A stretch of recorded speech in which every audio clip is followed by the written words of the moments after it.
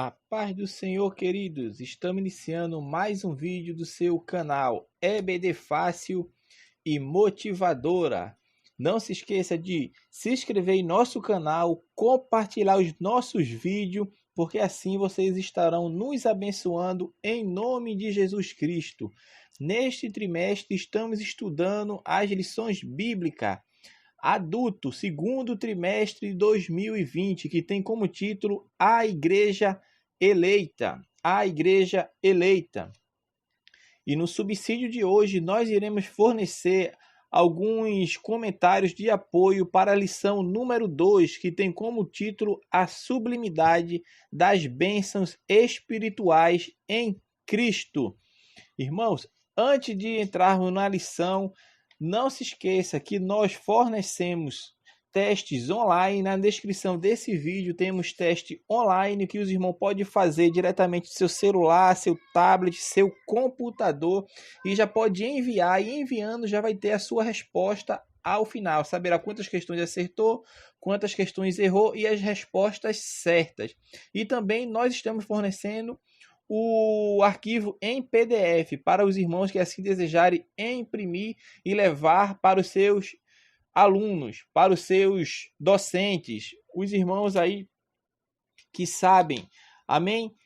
Vamos entrar no tema da nossa lição. Vamos ler o nosso texto áureo. O texto áureo se encontra em Efésios, capítulo 1, versículo 3. Bendito o Deus e Pai de nosso Senhor Jesus Cristo, o qual nos abençoou com todas as bênçãos espirituais nos lugares celestiais em Cristo. Verdade prática.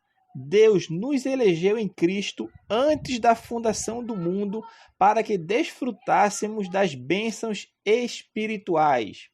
A leitura bíblica em classe encontra-se em Efésios capítulo 1, e os versículos 3 e 4, e os versículos do 9 ao 14. Vamos entrar agora na lição bíblica, propriamente dita. O primeiro ponto da lição fala a nova posição em Cristo. Aí o autor fala da adoxologia. O que é doxologia, irmão? Doxologia é a manifestação de louvor e enaltecimento a Deus através de expressões e exaltamentos. Exemplo: Deus seja louvado, aleluia, e hinos. A doxologia pode vir desassociada da verdadeira adoração. Ela exige em si adoração. Ela pode vir desassociada da verdadeira adoração, mas ela exige adoração. Então, o que é doxologia? Doxologia é manifestação de louvor e enaltecimento a Deus através de quê? De expressões de exaltamentos e hinos. Este primeiro ponto é isto que fala doxologia. E aonde nós vemos isso? Porque quando a gente vai encabeçando assim a primeira parte da epístola, se os irmãos lerem a epístola e os versículos 1 a 14 do primeiro capítulo, Paulo está fazendo o quê? Paulo está fazendo um convite à tomada de posição quanto à adoração. Ou seja, Paulo está falando o quê? Numa doxologia. O que é que fala em Efésios 1:1? Fala: Paulo, apóstolo de Jesus Cristo, pela vontade de Deus, aos santos que estão em Éfeso e fiéis em Cristo Jesus. Versículo 2.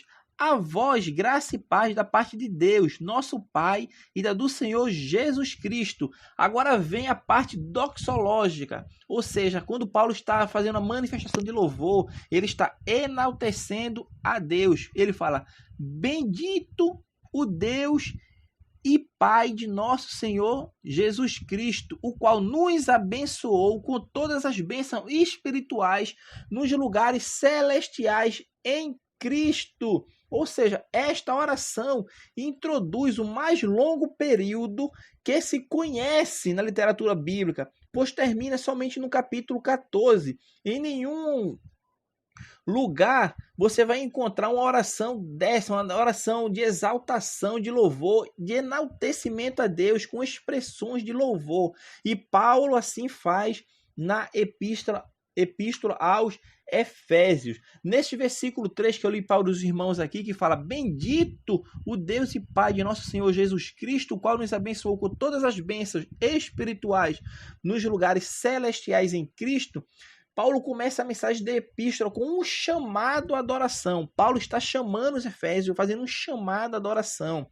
Porque toda doutrina deve ser como um fundamento ou como o solo, no qual a vitalidade de adoração e culto cresce constantemente. Não encontramos aqui um louvado seja o Senhor sem parar para pensar porque ele deve ser adorado, mas todo esse primeiro trecho ou parágrafo nos dá motivos para louvor. Veremos rapidamente como o apóstolo Paulo sente essa motivação interior para louvar o seu Deus.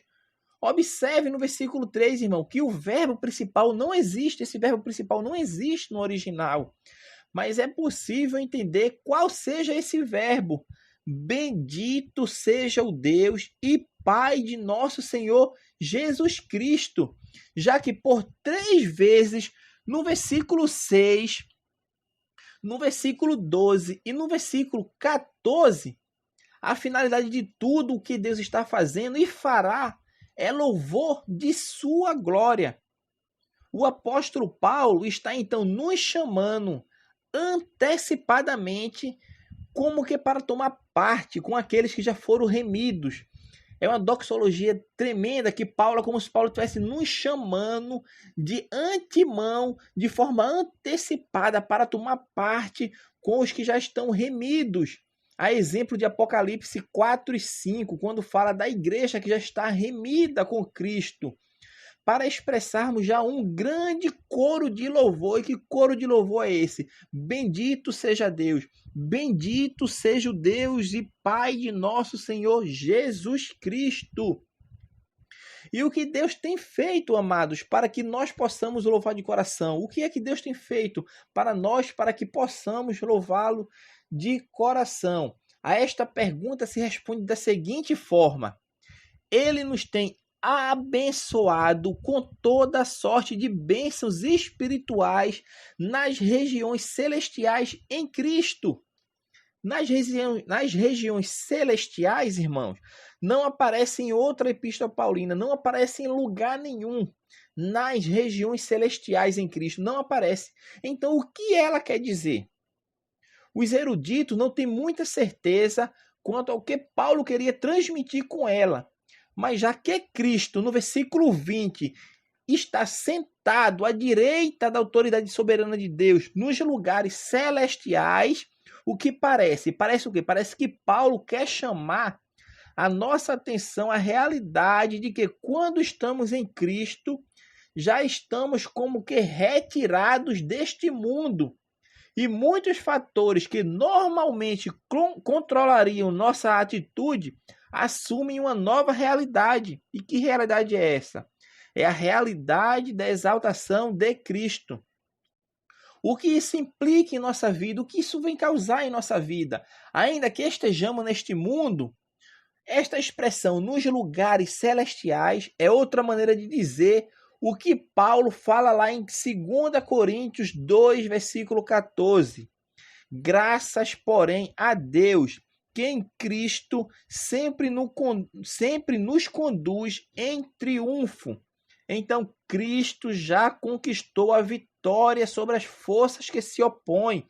E ainda que essa vitória não se veja e não se realize em nossas vidas constantemente, a possibilidade dessa vitória é nossa.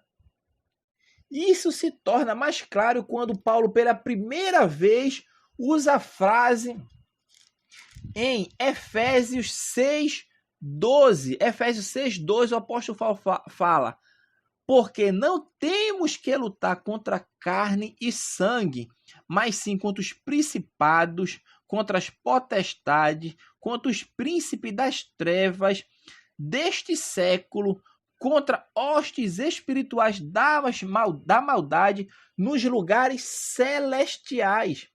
Somente quando estivermos em Cristo, que sentado à destra do Pai, já conquistou a vitória por nós. Cristo já conquistou a vitória por nós.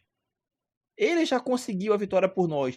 E isso nos dá a garantia que seremos também vitoriosos, porque Cristo venceu por nós. Ele está sentado à direita de Deus Pai, com todo o poder e glória nas regiões celestiais. E é isto que o apóstolo Paulo está trazendo para nós. O que o apóstolo Paulo está trazendo para nós? Que a nossa exaltação, que a nossa adoração a Deus seja de forma tal que a gente possa sentir como tomando parte já dos que já estão remidos com Cristo. É isso que o apóstolo Paulo fala, é essa esperança da redenção futura que aguarda todos aqueles que já dormiram em Cristo e aqueles todos que estão vivos esperando a salvação em Cristo Jesus. Paulo está nos chamando antecipadamente para sentirmos o gozo, sentirmos a alegria da nossa redenção futura. Então esta é a doxologia que o autor aqui quer nos trazer na lição bíblica. Ponto 2. As bênçãos espirituais. Essa parte das bênçãos espirituais, irmão, ela não é fácil de entender. Mas pensemos um instante. Vamos pensar. Ele está dizendo que não há bênção espiritual que não seja em quem? Que não seja em Cristo. Ou seja, todas as bênçãos são cristocêntricas. Não existe bênção espiritual fora de Cristo. Não existe. Não existe. Haverá alguma bênção que não emane de Cristo? Existe, irmão, alguma bênção que não emane de Cristo?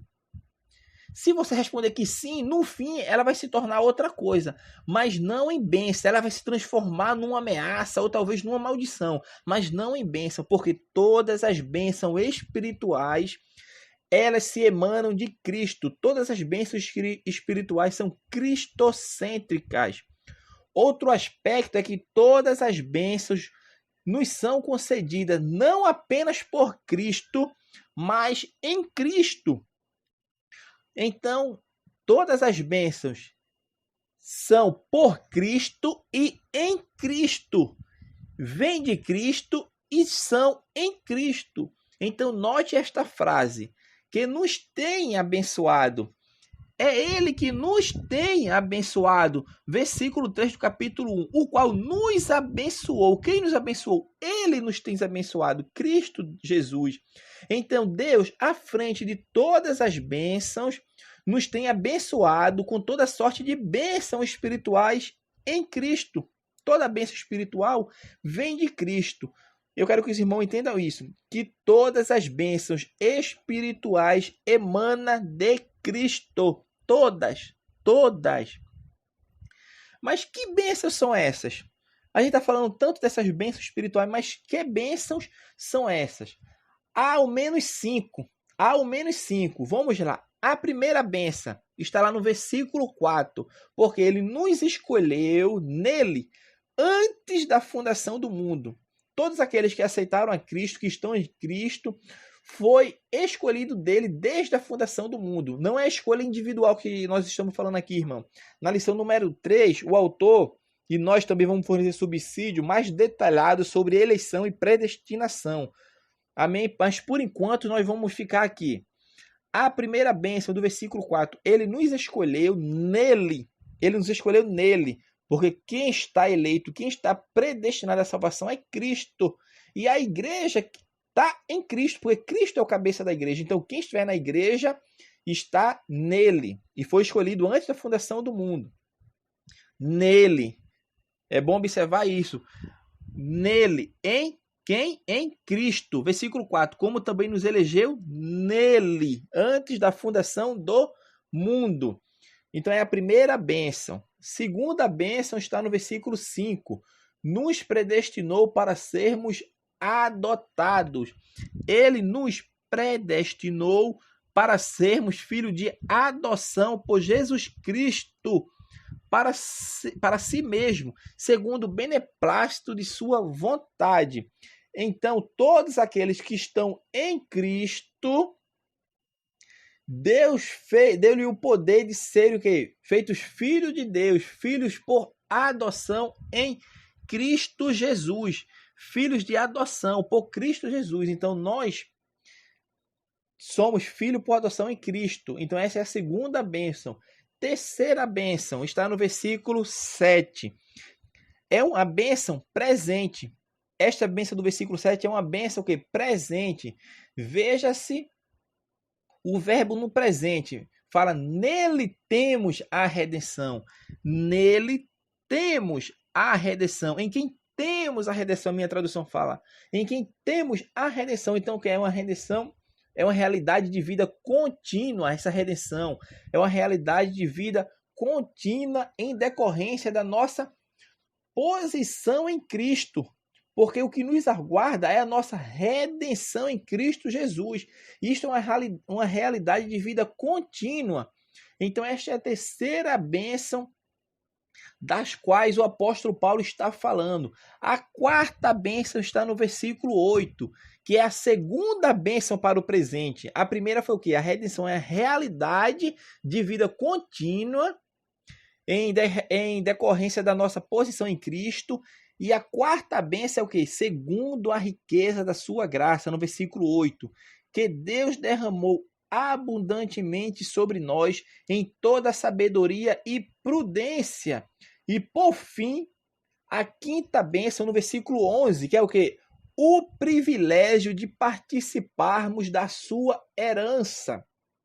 Porque assim como Cristo está à direita de Deus Pai e garantiu a vitória, e todos nós que estivermos em Cristo também seremos participantes de tudo aquilo que Cristo conquistou. Tudo que Cristo conquistou, nós também temos direito, porque nós somos filhos por adoção, fomos filhos por adoção por Jesus Cristo.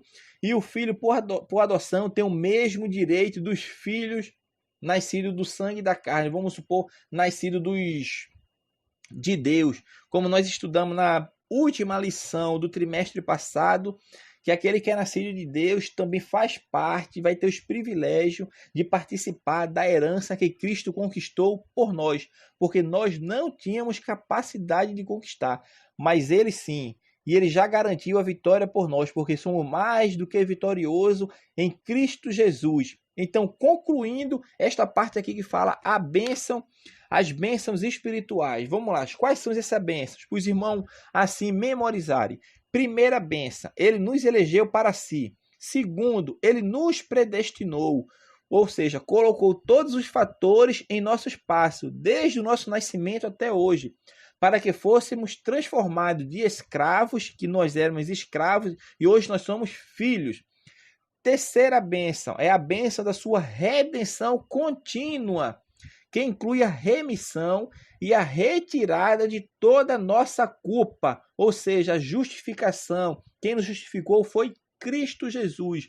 Nós não conseguimos obter a salvação por nossa justiça, por nossas obras de lei, mas apenas por Cristo Jesus, porque Ele sim justificou-nos diante do nosso Pai sem culpa. Quarta bênção é o reconhecimento do seu propósito, de que um dia todo o universo admitirá a soberania de Cristo a seu senhorio. Então é o reconhecimento do seu propósito. Quinta bênção e última que nós estamos falando aqui é o privilégio de participarmos de quê? Da sua herança. Deus em Cristo Jesus nos deu o privilégio de sermos co-herdeiros do reino de Deus. Cristo venceu por nós e Cristo, como participante, nós também fazemos parte da herança de Deus em Cristo Jesus. O terceiro ponto desse tópico fala a nova condição. Nós temos o que? A frase em Cristo. Nós temos que a frase em Cristo significa o quê? Significa um relacionamento íntimo com Ele, com a intimidade de uma vida o quê? Transformada, de uma vida resgatada tratada, salva, uma vida em que Cristo é realmente o Senhor, aquele a quem já nos entregamos. Então, irmão, é a Ele, representante da minha vida, é a Ele quem? É Ele, Cristo, é a Cristo, representante da minha vida, que eu e você deve se entregar. Da mesma forma, quando você elege um deputado, elege, sei lá, um senador, um prefeito, um presidente, quando a gente está elegendo essas pessoas, nós estamos nos colocando debaixo do que? De seu controle. Porque esses são os que vão reger a lei, que vão fazer as coisas, criar as leis. E ele querendo ou não, ele pode controlar a nossa vida. Porque estamos em ele. Porque ele que está nos representando. Então, portanto, a expressão em Cristo, que a gente vê sempre aqui nessa epístola de Paulo aqui aos Efésios, que fala em Cristo, lá no versículo 10, capítulo 1, versículo 10, de tornar a congregar em Cristo. Ou seja, então, nós temos o que? A ideia de representação. É uma representação total de nossa vida. Não devemos nos esquecer também de que estar em Cristo quer dizer o que? Está no Espírito e ter o Espírito Santo em nós, unindo-nos a Cristo e uns aos outros no seu corpo, que é quem? O corpo? A Igreja de Cristo. Então, esta nova condição que o apóstolo Paulo aqui está nos falando no versículo 10, que nós, de tornar a congregar em Cristo todas as coisas, é o quê? Que nós temos que estar em Cristo. Nós estamos em Cristo, nós somos abençoados com todas as bênçãos espirituais, o que? A partir de sua pessoa, da sua obra realizada no Calvário. Então, estamos em Cristo. Amém? O segundo tópico da lição fala de uma vida cristocêntrica neste mundo. Aí ele fala, o primeiro ponto, fala a revelação do mistério. Vamos lá, a revelação do mistério. Este que está aqui no capítulo 1 e no versículo 9, que fala descobrindo-nos o mistério da sua vontade. Vamos lá, irmão. Mistério, irmão. O que é mistério? Nós primeiro temos que saber o que é mistério, porque está sendo revelado, está tendo uma revelação do mistério, então o que é mistério? Mistério é qualquer verdade divina antes oculta que não foi revelada para que fôssemos iluminados. Então o mistério é o quê? É qualquer verdade divina que antes estava oculta e que agora não foi revelada. Foi revelada para quê? Para que nós fôssemos iluminados. A própria palavra grega aqui usada, que é mysterion, sabe o que ela significa? Ela significa segredo, significa rito secreto, doutrina secreta. Então, nós vemos que na página do Novo Testamento, portanto, um mistério é alguma realidade espiritual antes oculta nos conselhos divinos, mas que agora ele nos desvendou. Os mistérios sempre são verdades profundas e importantes. Tenha isto em mente, irmão. Os mistérios são sempre verdades profundas e importantes. Então a frase descobrindo-nos o mistério da sua vontade, no versículo 9, isto é, ele desvendou uma boa parte desse mistério a quem? Aos homens. Mistério que esteve oculto por tanto tempo e que ainda continua oculto da maioria das pessoas do mundo.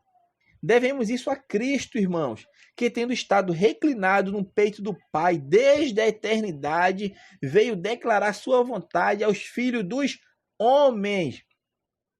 Veio declarar sua vontade aos filhos dos homens. Então, um mistério que antes estava oculto, parte desse mistério foi nos revelado em Cristo Jesus. Mas como que foi revelado esse mistério?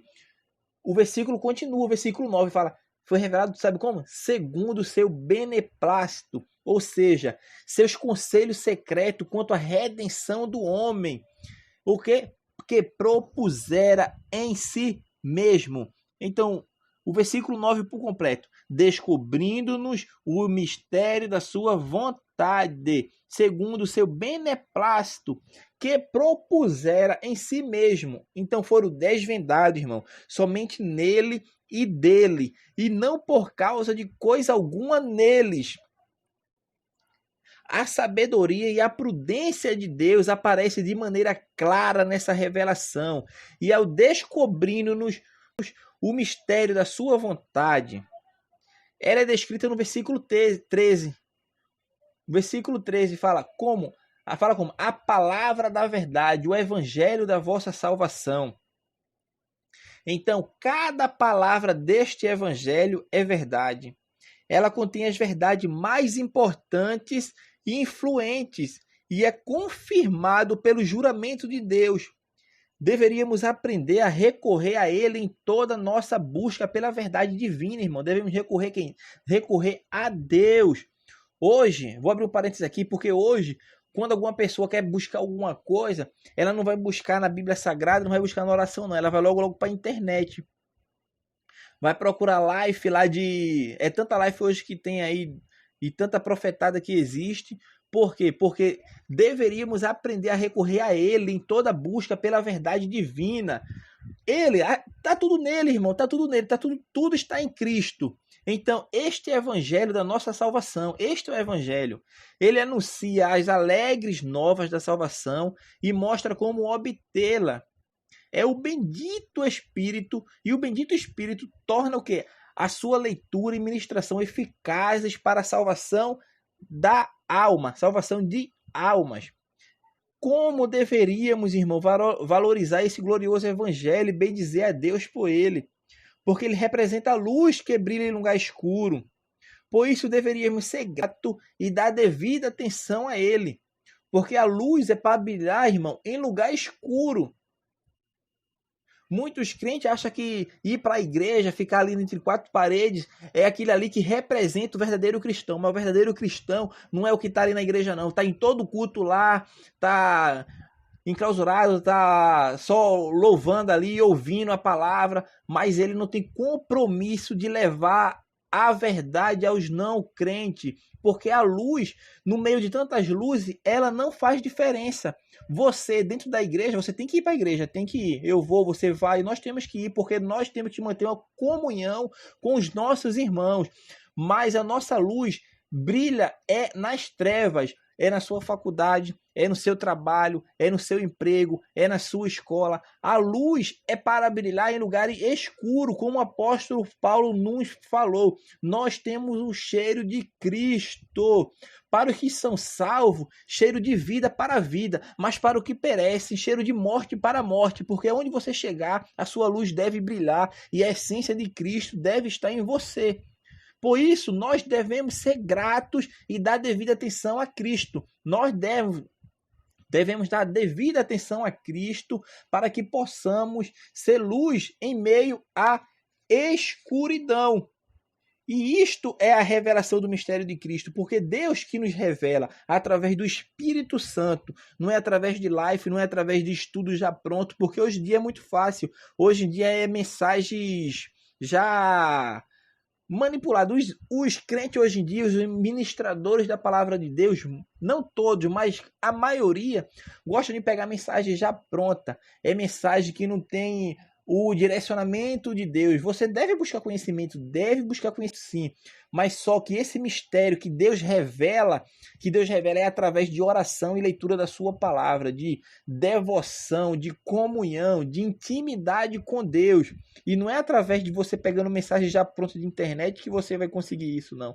É através de joelho dobrado, de oração, de comunhão, intimidade com Deus. E assim, esta revelação do mistério vai ser revelada não por completo, mas em parte, porque hoje conhecemos em parte.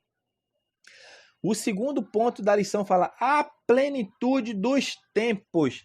A plenitude dos tempos. Então, vamos lá. A palavra fala, está no versículo 10 também do capítulo 1. Nós falamos de tornarmos a congregar em Cristo, é a nossa nova condição, que é estar em Cristo. Todas as coisas, aí vem na dispensação da plenitude dos tempos. Plenitude dos tempos, dispensação da plenitude dos tempos. Vamos lá. Primeiro eu tenho que saber o que significa a palavra dispensação. Então a palavra dispensação significa administração. E o Novo Testamento emprega esta palavra para referir-se às diferentes administrações das bênçãos de Deus. A Bíblia fala de 7 dispensações. Nós que somos assembleanos, porque nós estamos aqui fornecendo apoio de subsídio a lições bíblicas da CPAD, que é Casa Publicadora da Assembleia de Deus, e nós somos dispensacionalista, pré-tribulacionista, pré-mileniaristas.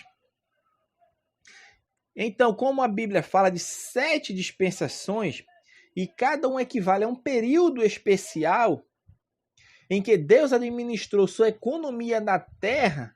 Deus administrou sua economia da terra. Então, no grego, a palavra dispensação, ela é oikonomia, e dela deriva a palavra economia.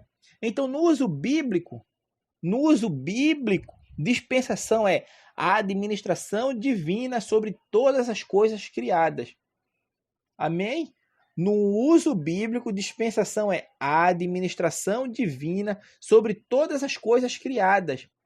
O sentido literal é a administração dos assuntos de uma casa. Se a gente for fazer o sentido literal, é a administração dos assuntos de uma casa. Então, nós vemos que essa dispensação da plenitude dos tempos, quando fala plenitude dos tempos, está falando o quê? É uma expressão que indica o fim de uma época ou de um período em que Cristo colocará cada coisa em seu lugar. E tudo quanto Deus planejou em Cristo, segundo seu eterno propósito, alcançará completa realização. Então, nós que cremos nas dispensações, claro que tem pessoas que não creem nas dispensações, mas como os assembleanos, como cremos nas dispensações, então nós vemos o quê? Que Deus planejou segundo seu eterno que ele alcança a completa realização. Quando fala dispensação da plenitude dos tempos, Cristo colocará o que? Cada coisa no seu lugar, e tudo quanto Deus planejou em Cristo, segundo seu eterno propósito, alcançará a completa realização. Nos versículos anteriores, irmãos, se os irmãos perceberem, Cristo completou a obra que tinha que fazer em relação à salvação da humanidade. Completada toda a obra, Deus Pai reunirá em Cristo todas as coisas. Ele reunirá em Cristo todas as coisas.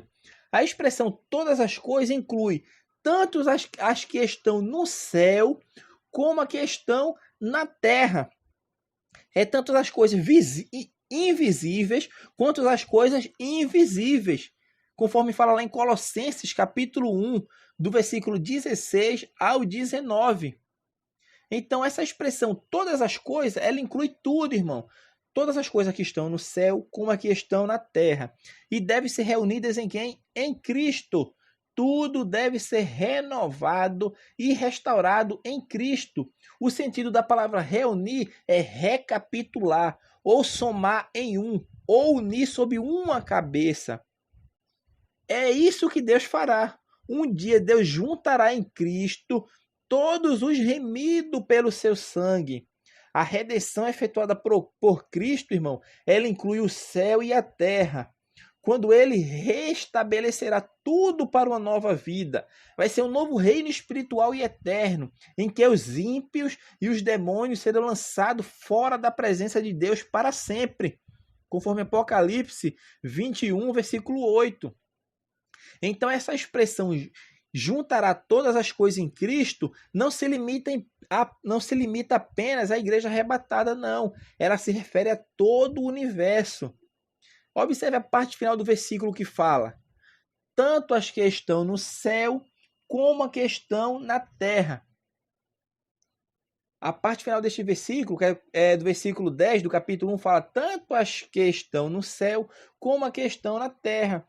Ou seja, inclui toda a criação, homens e anjos. Absolutamente tudo há de se encontrar seu fim num grande vitorioso. Quem vai ser o grande vitorioso? Jesus Cristo, o Filho de Deus, o qual venceu por nós, como nós temos falado nesta lição. O terceiro ponto desse tópico fala louvor da sua glória. Versículo 11, capítulo 1, versículo 11 de Efésios, o que nos fala? Nele digo, em quem também fomos feito herança. Nele digo, em quem também fomos feito herança. Então, o direito à herança é alcançado não por mera casualidade, irmão, nem por méritos humanos, mas pela graça de Deus, pelo cumprimento do seu propósito, tornando-nos aptos para receber esta gloriosa bênção. Feitos herança. Herança de quem? Do Senhor. No Antigo Testamento, o povo de Israel era a herança de Deus, mas perdeu esse direito por sua incredulidade. Em seu lugar, isto é, em Cristo, fomos feitos herança sua. O texto indica que nos fez herança dele, conquistada no Calvário, por ele e para ele. Então agora nós somos co-herdeiros com Cristo da herança que Deus nos tem preparado na eternidade, segundo o seu eterno propósito. No versículo 11 nos fala, havendo sido predestinado conforme propósito daquele que faz todas as coisas. Conforme faz todas as coisas. Então a colocação da palavra predestinação neste texto tem dado margem a uma interpretação errada. Quando essa palavra predestinação, apesar que nós vamos falar na próxima lição, a lição 3, nós vamos falar mais detalhadamente sobre a predestinação e eleição. Mas vamos dar uma pincelada aqui deste versículo 11, que tem uma parte que fala, havendo sido predestinado conforme o propósito daquele que faz todas as coisas. Então, a colocação da palavra predestinação neste texto tem dado margem a uma interpretação errada sobre a questão da soberania de Deus. O fato da soberania de Deus é incontestável, ela é incontestável, mas o resultado proposto por muitos intérpretes é injusto, pois torna esse Deus soberano em sua vontade injusto e incoerente com a sua palavra. Deus é soberano e faz o que lhe apraz, mas ele é justo e imparcial, dando a todos os homens a mesma oportunidade. Entretanto, Deus conhece aqueles que lhe servem e os que não querem servi-lo. O significado da palavra predestinar é estabelecer o destino antes. Deus estabeleceu o destino de todos os que aceitaram a Cristo. Deus estabeleceu o destino de todos que aceitaram a Cristo como Senhor e Salvador, para pertencerem o quê? Para pertencerem à herança divina. Em Romanos, irmão, em Romanos 8 e 28, assim nos fala a palavra do Senhor. Romanos 8, 28. E sabemos que todas as coisas contribuem juntamente para o bem daqueles que amam a Deus, daqueles que são chamados por seu decreto. A Escritura diz que somos chamados por seu decreto. Então, o destino dos crentes em Cristo está predestinado automaticamente para a salvação. O livre-arbítrio das pessoas indicará o seu destino escolhido. É o livre-arbítrio, a pessoa que vai escolher. Porque Deus predestinou por seu decreto aqueles que estão em Cristo. Todos que estão em Cristo estão predestinados à salvação. Mas para eu estar em Cristo, eu tenho que tomar a minha decisão. É o uso do meu livre-arbítrio que vai indicar o destino escolhido. Na aceitação ou na rejeição da obra de Cristo se cumprirá a soberana vontade de Deus.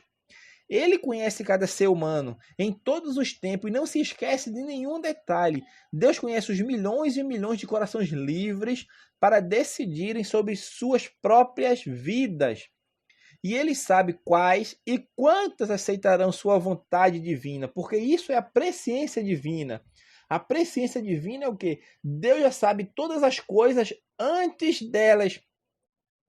Deus já sabe tudo, Deus já sabe o início, o meio e o fim. Porém, ele não vai decretar quem vai ser salvo e quem vai ser rejeitado. Eu estou falando do decreto individual, porque o decreto de Deus foi em Cristo. Quem está em Cristo é salvo. Este sim. Nós somos salvos em Cristo. É em Cristo Jesus que é a nova condição. Então, Deus conhece todos e ele sabe quais e quantos aceitarão a sua vontade divina. Então, a gloriosa esperança dos crentes está no fato de que Deus fez tudo segundo o conselho da sua vontade. Este conselho indica o quê? A Trindade constituída do Pai, do Filho e do Espírito Santo decidindo o destino dos homens. Então, as palavras predestinado, propósito, conselho e vontade estão em íntima relação e mostram claramente toda a soberania de Deus. O fim desse propósito divino revela-se no versículo 12, quando diz que alcançamos esta bênção para louvor da sua glória. Então, as palavras finais do versículo falam o quê? Nós, os que primeiro esperamos em Cristo. Nós, os que primeiro esperamos em Cristo. A quem Paulo está se referindo aqui? Quando ele fala nós, ele está se referindo aos judeus, que visto que ele mesmo era judeu, Paulo era judeu.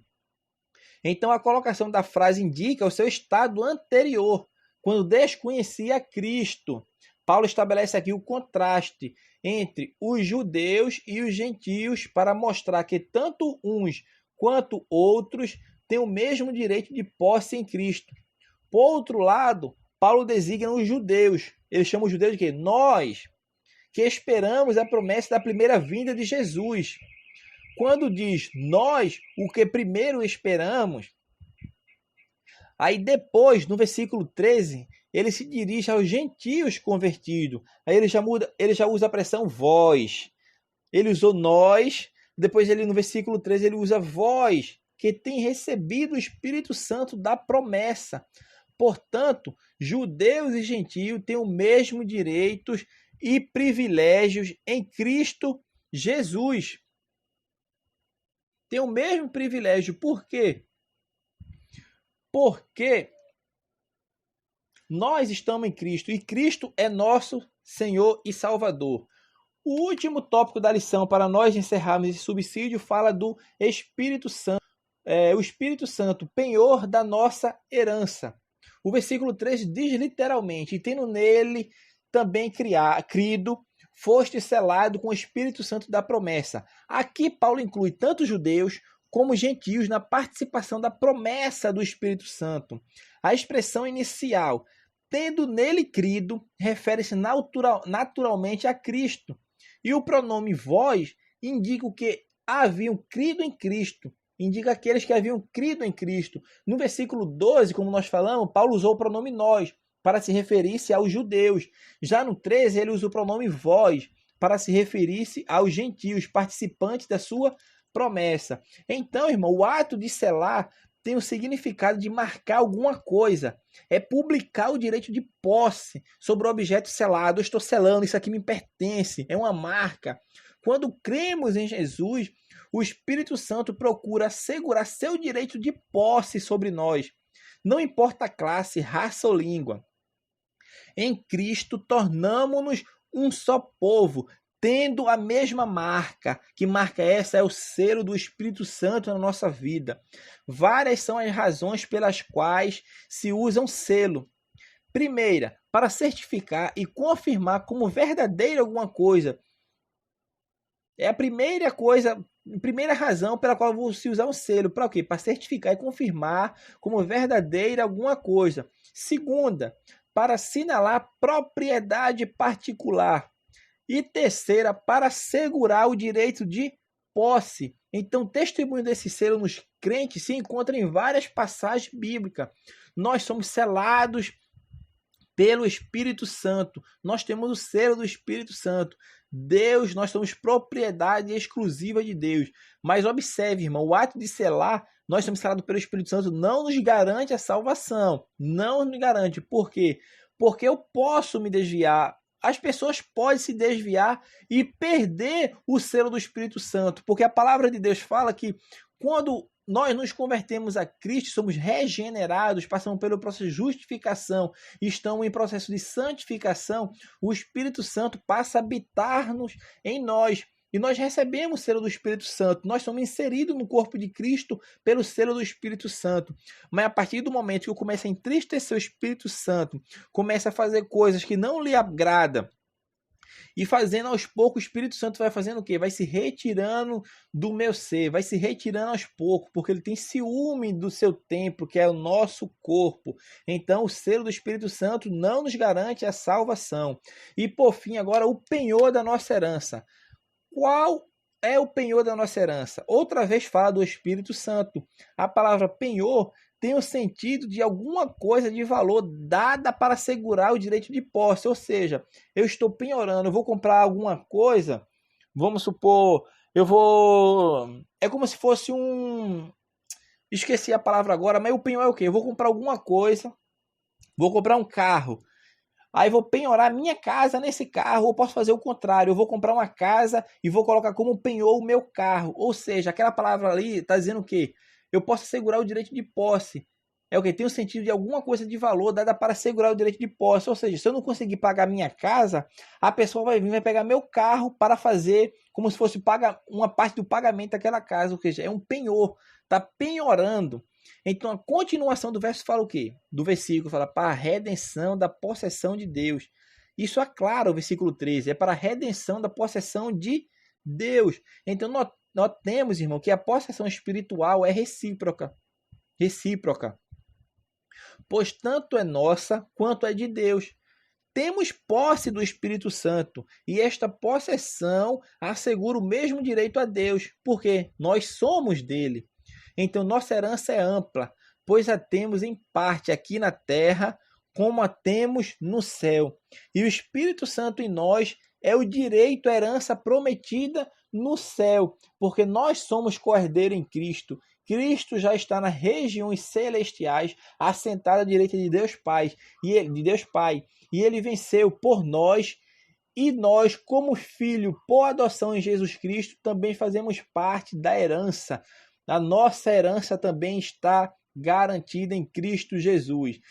E assim nós encerramos o subsídio desta lição número 2, que tem como título A Sublimidade das Bênçãos Espirituais em Cristo. Que os irmãos possam compartilhar este vídeo, se inscrever no nosso canal e não se esqueça de deixar o seu like, porque assim você vai estar recomendando o nosso vídeo para que o Facebook, o YouTube, assim recomende o nosso vídeo. Amém? Que Deus abençoe os irmãos. Que as bênçãos do Senhor sejam sobre a sua vida e que as bênçãos espirituais sejam uma constante em nossa vida, irmão. Que Deus abençoe a todos em nome de Jesus Cristo, aquele que vive e reina para todos sempre. Amém.